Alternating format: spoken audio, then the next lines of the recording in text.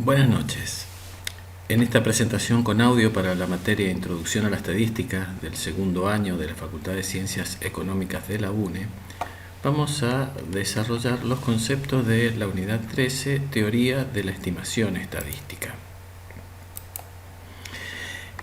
Volviendo a nuestro cuadro que manejamos desde el comienzo del dictado, ya nos encontramos en la última parte donde, habiendo conocido los conceptos de probabilidad, podemos, a partir de una muestra y de los conceptos de teoría de las muestras que vimos en el capítulo anterior, aplicar la inferencia estadística para estimar y decidir. En este momento nos vamos a abocar a desarrollar la parte de estimación. La teoría de la estimación estadística es la parte de la inferencia que trata acerca de procedimientos específicos que posibilitan inferir o estimar sobre la base de resultados muestrales conocidos que denominamos estadísticos, cuáles son los valores poblacionales desconocidos correspondientes, que los denominamos parámetros. En estos procedimientos los valores muestrales conocidos, las estadísticas, se convierten en estimadores de los valores poblacionales desconocidos, los parámetros. Por la otra parte de inferencia estadística, que es la teoría de la decisión estadística, es la parte de la inferencia que permite decidir sobre la base de resultados muestrales y con procedimientos estadísticos y matemáticos apropiados acerca de la validez de algún supuesto que se formula acerca del valor de un parámetro.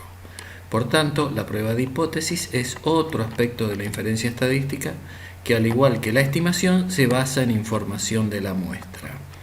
Básicamente, en la parte de estimación estadística, nosotros partimos de una muestra y vamos a estimar los parámetros poblacionales. Y en la teoría de la decisión estadística vamos a partir de un supuesto valor del parámetro poblacional decidir si es válido o no. En estimación y en decisión tenemos una serie de simbologías y nombres para los estadísticos de acuerdo a si es la muestra o la población. Si hablamos de muestra, vamos a hablar de estadístico. Si hablamos de población, de parámetro. En la simbología, en la muestra, es la simbología que venimos utilizando desde el comienzo de clases. La media aritmética, mediana, modo, S cuadrado de X para la varianza, S de X para el desvío, H sub I para la proporción muestral. Y las letras griegas mu de X, sigma de X y P para la población. En la función, los estadísticos son estimadores, en la población los parámetros deben ser estimados. Las características en la muestra, los estadísticos son conocidos, porque puedo calcularlos, pero son variables. Mientras no esté definida la muestra, el estadístico es variable. Eso es lo que vimos en teoría de las muestras. Y por el lado de la población, los parámetros son desconocidos, pero son valores fijos. ¿Qué estimación podemos realizar a partir de una muestra de los parámetros poblacionales? Tenemos la estimación puntual y la estimación por intervalos. La estimación puntual es un procedimiento de estimación en el que se estima el parámetro mediante un solo valor muestral. En cambio, la estimación por intervalos es un procedimiento que permite, a partir del estimador puntual que vimos en el punto anterior, obtener dos valores que limitan un intervalo denominado intervalo de confianza, dentro del cual se encuentra el parámetro a estimar con una cierta probabilidad conocida cercana a 1, que se denomina nivel de confianza, y lo representamos con la simbología NC. O sea que tenemos la estimación puntual y la estimación por intervalos. ¿Cuáles son los principales estimadores puntuales? Para la media poblacional, la media aritmética, la mediana y el modo. la simbología que se utiliza para decir que estoy estimando el parámetro poblacional es mu de x con el acento circunflejo. No puedo decir de ninguna manera que la media muestral es igual a la media poblacional, sino que acá estoy diciendo que la media muestral es un estimador puntual de la media poblacional, con este acento circunflejo sobre la simbología poblacional. Para el caso de la varianza, también la varianza muestral es el estimador puntual de la varianza poblacional y el desvío muestral el estimador del desvío poblacional. Y para el caso de la proporción poblacional, el estimador es h sub i, nuestra frecuencia relativa o proporción muestral. ¿Qué propiedades tienen estos estimadores puntuales o qué debemos analizar como propiedades de los estimadores puntuales? Estimador insesgado o no viciado es aquel estimador cuya esperanza matemática da como resultado el parámetro a estimar.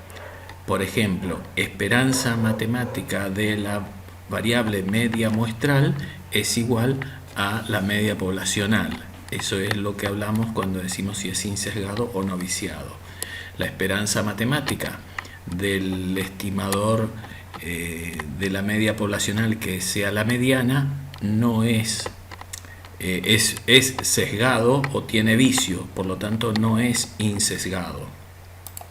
Ya vamos a ver un poquito más esto. Estimador eficiente es aquel estimador que de un conjunto de estimadores posee la menor varianza, mientras que el otro estadístico se llama estimador ineficiente. Y estimador suficiente se denomina suficiente aquel estimador que contiene toda la información que proviene de la muestra. Veamos, estimador eficiente, si comparamos la media aritmética con la mediana, nosotros ya habíamos visto cuando estudiamos dispersión que el que tiene menor varianza respecto de las observaciones es la media aritmética.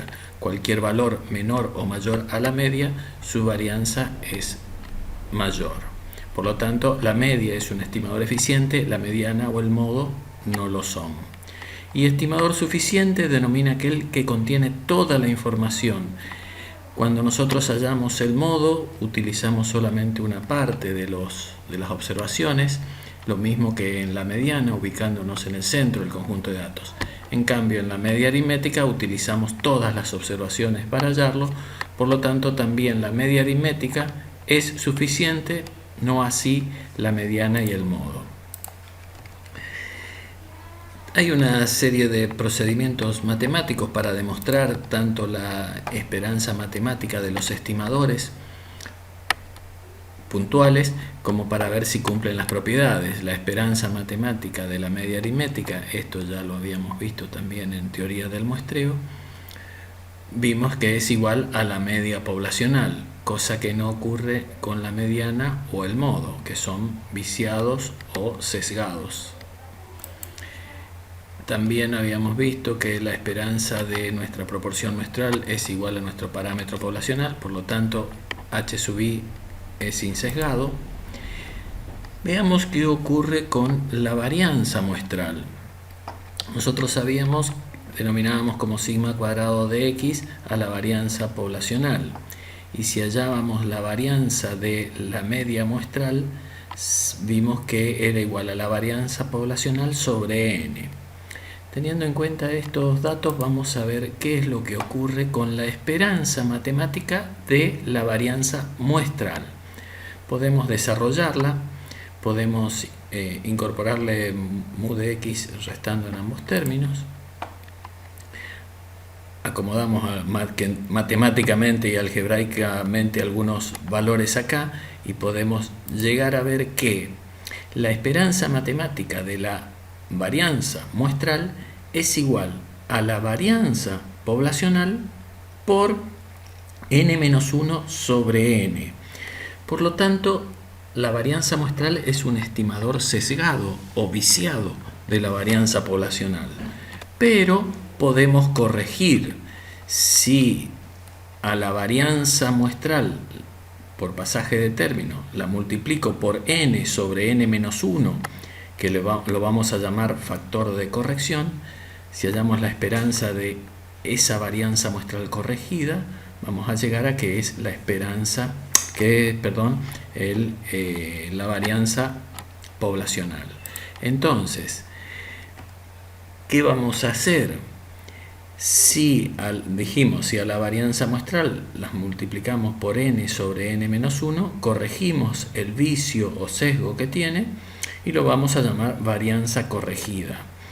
Esto lo vamos a hacer cuando el tamaño de la muestra sea menor o igual a 30. Es necesario corregir este vicio.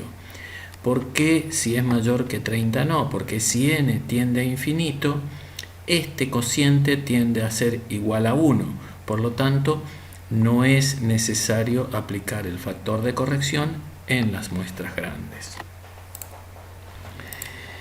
Cuando hablamos de estimación por intervalos, lo primero que debemos tener en cuenta es que debe fijarse el nivel de confianza con que vamos a trabajar, que es una probabilidad cercana a 1 que se establece de antemano y es fijada por quien encarga el trabajo, no por quien hace la estimación. Los valores más comunes, cercanos a 1, aunque no son los únicos, son 0,99, 0,95, 0,90, o también se pueden expresar en porcentaje, nivel de confianza del 99%, del 95% o del 90%. En lugar de tener una estimación basada en un solo valor, el intervalo se utiliza para estimar el parámetro de la población. Este intervalo tiene una confianza específica o probabilidad de estimar en forma correcta el valor real del parámetro de la población. El nivel de confianza señala el porcentaje a largo plazo de esa clase de intervalos que se incluirían en el parámetro que se estima. Si la distribución muestral de un estadístico R tiene aproximadamente una forma normal, lo que es verdadero para los estadísticos cuando n es mayor a 30, se puede esperar encontrar un estadístico muestral R real en los intervalos.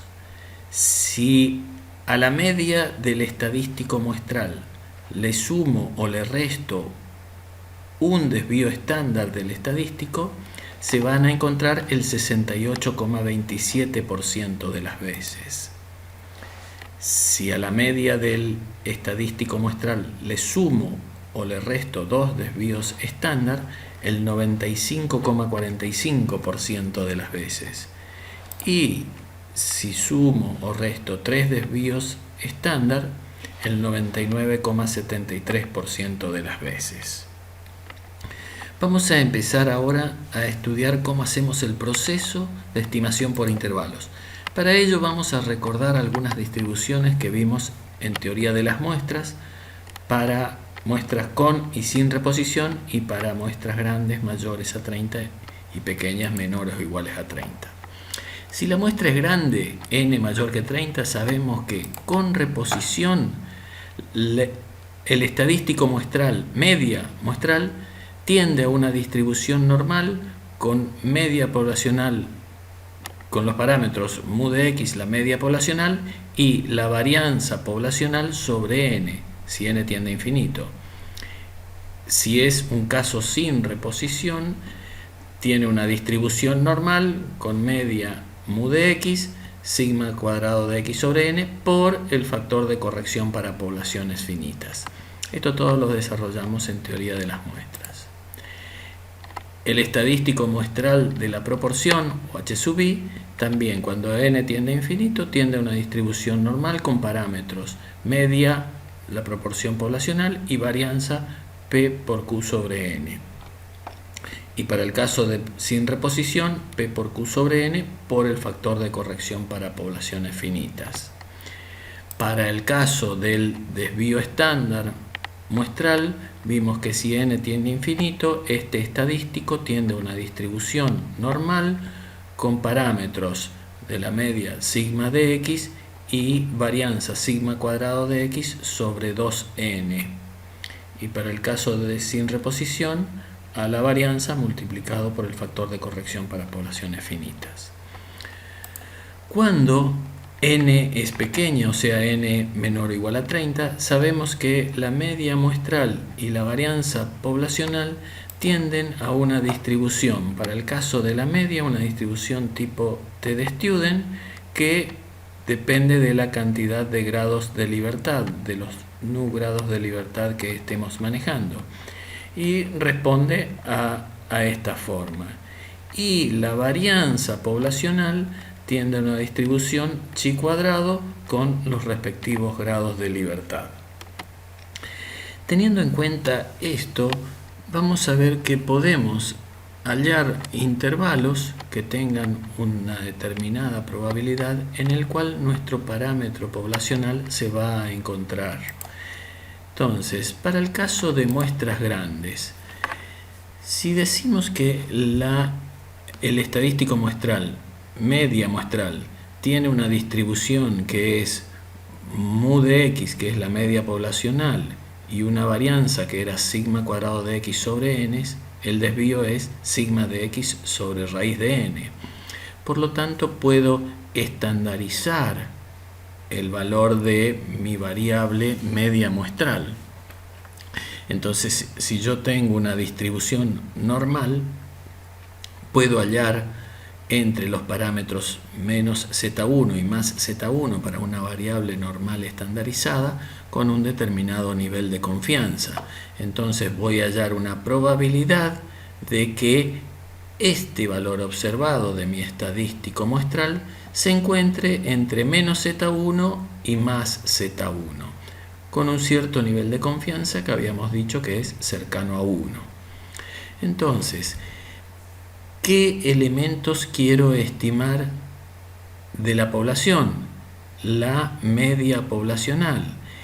Y si el desvío estándar poblacional es desconocido, puedo utilizar para el cálculo el desvío estándar de la muestra como estimador puntual del desvío estándar poblacional. Entonces puedo estandarizar esto. Y si yo despejo para que quede solamente el parámetro poblacional en el centro de estos dos valores de menos z1 y más z1, voy a llegar a construir el intervalo entre los cuales se va a encontrar el parámetro poblacional con un cierto nivel de confianza. De la misma manera puedo hacer para el caso del desvío estándar poblacional. Habíamos dicho que el desvío estándar muestral tiene una distribución con sigma de x como media de los valores y s cuadrado, sigma cuadrado de x sobre 2n, s de x sobre 2n sería para el desvío estándar. Por lo tanto, también puedo establecer una probabilidad entre menos z1 y más z1 de que se encuentre esta variable estandarizada con un cierto nivel de confianza cercano a 1.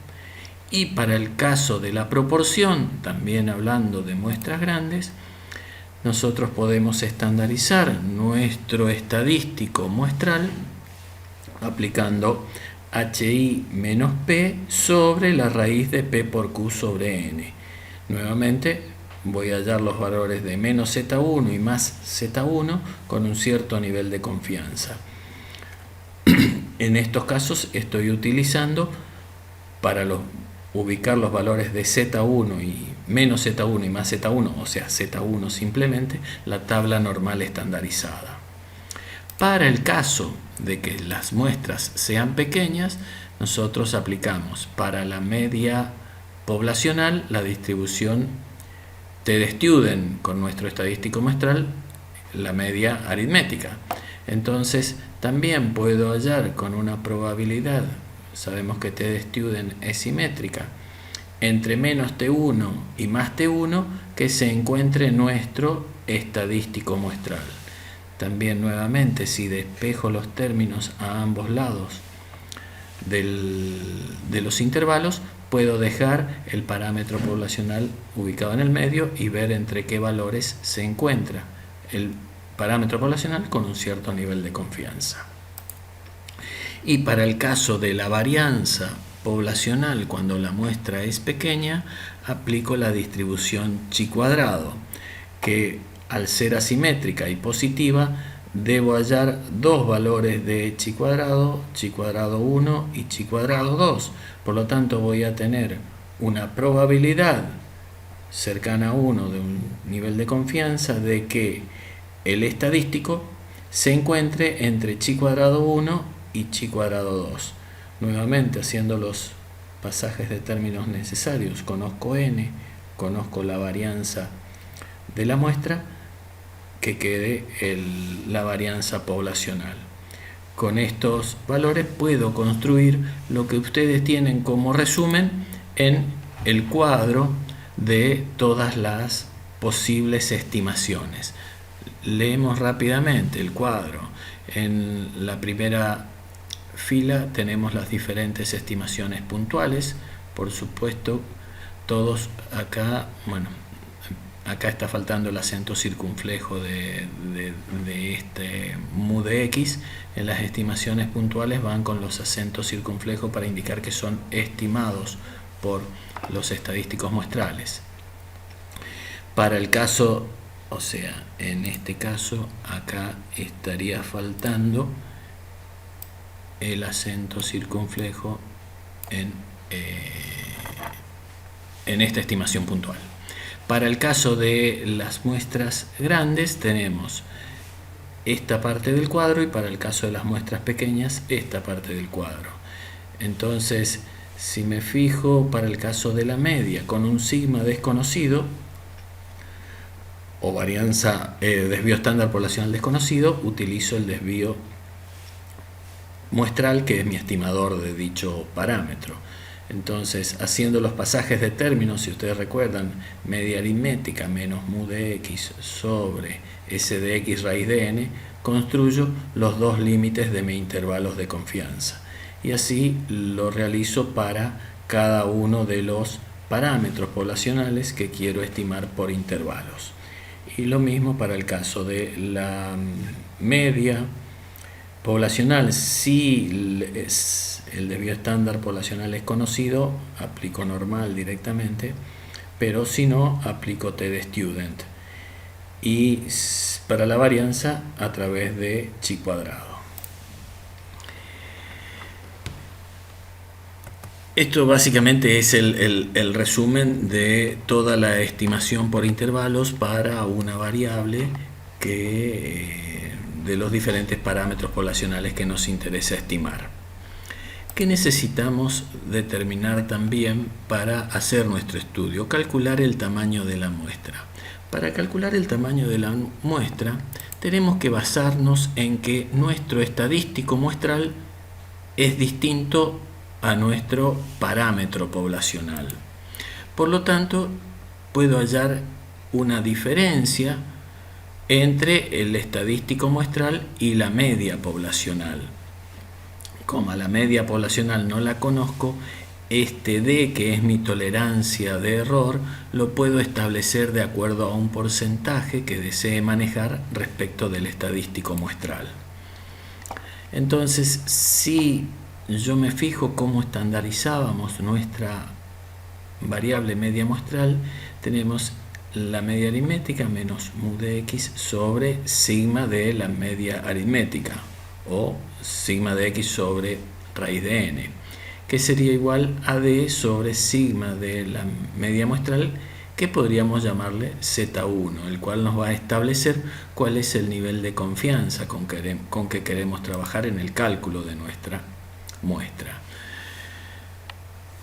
Podemos tener poblaciones infinitas o bajo muestreo con reposición, el caso de un cálculo para hallar nuestro tamaño de la muestra, que si nosotros tenemos el valor de Z1 fijado de acuerdo a nuestro nivel de confianza, el valor de la tolerancia de error que vamos a manejar, generalmente expresado como porcentaje de la media muestral, y conozco mi desvío muestral, puedo despejar n para llegar al valor para calcular con ese nivel de confianza y con ese error, de tolerancia de error, cuál es el tamaño de n. Por lo tanto, sería el tamaño de n, despejando de esta ecuación, que es z1 al cuadrado por varianza de la población sobre la tolerancia de error al cuadrado. O en el caso de utilizar la varianza de la muestra. Esta varianza de la muestra la voy a usar si n es grande, directamente la varianza, y si n es pequeño, voy a usar la varianza corregida por el factor de corrección de n sobre n-1. Para el caso de poblaciones finitas, se aplica el factor de corrección para poblaciones finitas y despejando n de esta igualdad, llego a que el cálculo del tamaño de la muestra para poblaciones finitas sin reposición responde a esta función. Si este cálculo se realizó desde una muestra piloto, o sea, si yo tengo los estadísticos muestrales que estoy usando acá para calcular n, se decidirá continuar con dicha muestra si el tamaño de n calculado, o sea, el tamaño de n al que llegamos con alguna de estas dos formas, ya sea n para población finita sin reposición o infinita, si el tamaño calculado es menor o igual al de la muestra piloto, se mantiene el tamaño de la muestra piloto, y si no, o sea, si nuestra muestra piloto es menor que el n calculado, se debe realizar una nueva muestra de dicho tamaño, que cumpla con ese nivel de confianza que estamos queriendo. Además, si la muestra piloto es menor o igual a 30, se debe emplear la varianza corregida de sesgo. Y el tamaño calculado, si se obtiene con decimales, se debe redondear siempre hacia el entero siguiente. Cualquiera sea el valor que obtuve, si obtuve 33,1, el tamaño de la muestra debe ser 34. ¿Qué puedo observar respecto del tamaño de la muestra analizando estas dos funciones que obtuvimos? Podemos ver que el tamaño de la muestra depende de la varianza. Fíjense, tanto de la varianza poblacional o de la muestral, de la variable bajo estudio, s cuadrado de x, en forma directa depende. La varianza aparece multiplicando, con lo cual, a mayor variabilidad de la variable bajo estudio, mayor tamaño de la muestra. Del valor de Z1, que representa el grado de confianza exigido en la estimación, también en forma directa. A mayor grado de confianza exigido, mayor tamaño de la muestra. Y la tolerancia del margen de error o tolerancia admitida que voy a utilizar para calcular el tamaño de la muestra actúa en forma inversa. Cuanto mayor es el margen de error, menor es el tamaño de la muestra exigido. Sin duda que no puedo manejar la tolerancia de cero error porque tendría que trabajar con la población. Algunos comentarios sobre las estimaciones. Las ventajas de la media aritmética como estimador de la media poblacional son varios y muchos ya los fuimos desarrollando en unidades anteriores. La suma de los desvíos respecto de ella es igual a 0, esto lo habíamos visto en propiedad de la media aritmética. Esta también, la suma de los desvíos respecto de ella al cuadrado es un mínimo. Puede ser considerada una variable en el campo de la teoría de las muestras, eso lo vimos en la unidad 12. Su distribución tiende a ser normal cuando el tamaño de la muestra tiende a infinito, si n es mayor a 30. Es no viciada, la media poblacional de su distribución muestral es igual a la media poblacional de la variable xi, o lo mismo decir que la esperanza matemática de la media muestral es igual al parámetro poblacional. La dispersión de su distribución es menor al de la variable original, o sea, la varianza de la media muestral es menor a la varianza de x, siempre y cuando n sea mayor o igual a 2. Y es suficiente y eficiente, o sea, ocupa todos los valores y aparte tiene la menor varianza. Con respecto a los intervalos, podemos decir las siguientes características. El intervalo de confianza tiene dos límites que se obtienen sumando y restando un mismo valor al estimador puntual muestral, por ejemplo, la media aritmética. Se denomina límite superior y límite inferior del intervalo de confianza. A mayor nivel de confianza, o sea, cuanto más cercano a 1 sea la probabilidad que manejamos, mayor va a ser la amplitud en el intervalo de confianza. Una mayor amplitud para el intervalo implica que hay más valores posibles para estimar el parámetro poblacional, lo que convierte a la estimación en algo menos precisa. Conclusión: a mayor nivel de confianza, menor precisión en la estimación.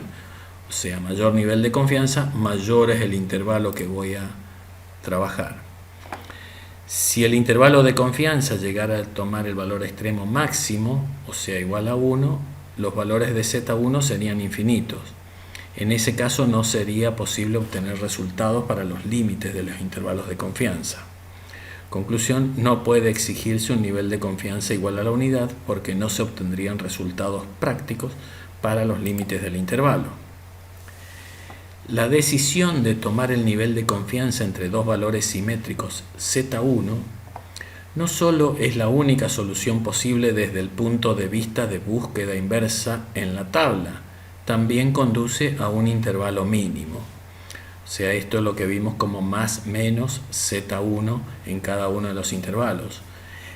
Va a ser un intervalo mínimo mientras sean simétricos, pero sin duda que para hallar un nivel de confianza 80 puedo tener, si no fueran simétricos, muchos intervalos posibles.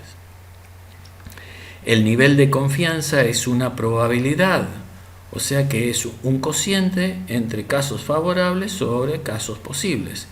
Puede decirse entonces que de cada 100 intervalos que se construyen, en una proporción de ellos igual al nivel de confianza, el parámetro quedará encerrado en el intervalo construido.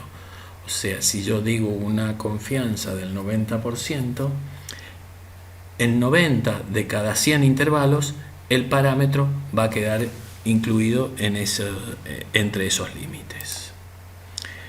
Bueno, con esto concluimos esta presentación para la estimación. Nos veremos en la próxima unidad, que es teoría de la decisión estadística. Hasta luego.